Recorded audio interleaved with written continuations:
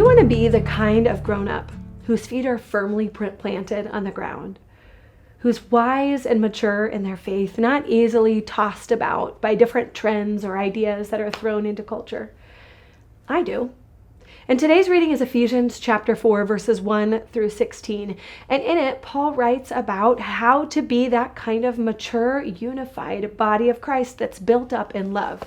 Now, body of Christ is one of those words that's become kind of churchified. What does that mean? What he means is that Jesus, the Messiah, how he thinks, what he did, how he sees the world, that's our head. That's the thing that brings everyone together.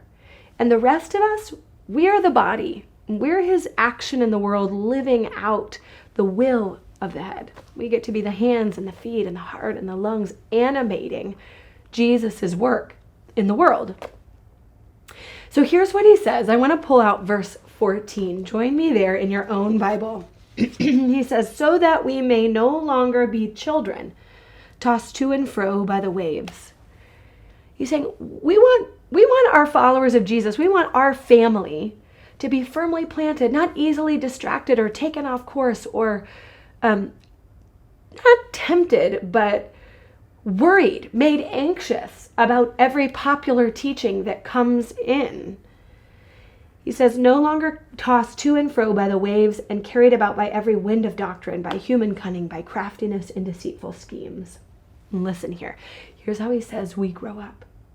Rather, speaking the truth in love, we are to grow up in every way into him who is the head, into Christ. How do we grow up? By speaking the truth in love. Now, that paradox is part of the key to growing up. Speaking the truth in love. Maybe you grew up in a family where it wasn't loving to speak the truth, where what was the loving thing was to shield each other from the discomfort of the truth or from reality. So you could pretend everything was nice, but you certainly never spoke truthfully about your own feelings, about what was bothering you, about how you were wounded or hurt. Or maybe you grew up in a different kind of family where all you did was speak truth and you weren't really sure if you were loved or valued. So how do we strike that paradox, speaking the truth in love? Well, to love somebody means to will the good of the other.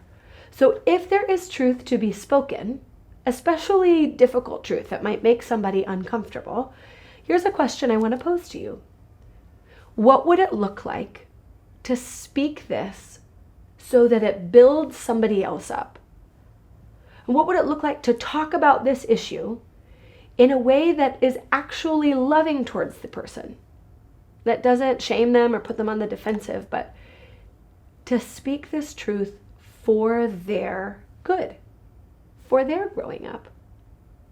Do you have people in your life who speak the truth to you in love, who might be willing to tell you hard things about yourself, to hold up the mirror and challenge you on some things, and who still love you anyways? Because the truth is, it's not loving to pretend. It's not really loving or willing the good of the other to allow us to keep living in the delusion that everything's okay, that we're perfect, that our family's perfect. What's loving is to speak the truth and stick by one another as we do it. So think about your own life today. Is there an area where you've been pretending and you need to show up and speak truth? But not in the way the world tells us, where it's like, well, I got to speak my truth and I don't care how you hear it. I just need to speak my truth.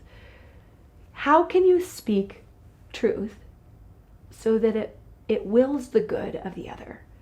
Maybe it's in your tone or the way you frame it, or the issue at stake becomes less about you and more about them, how you can help. So think about that today, because we want to grow up. We don't want to be easily tossed to and fro to be like children who are untethered, ungrounded. We want to stand tall with a strong spine and a tender heart and learn how to speak the truth in love. Have a great day, y'all. We'll see you tomorrow.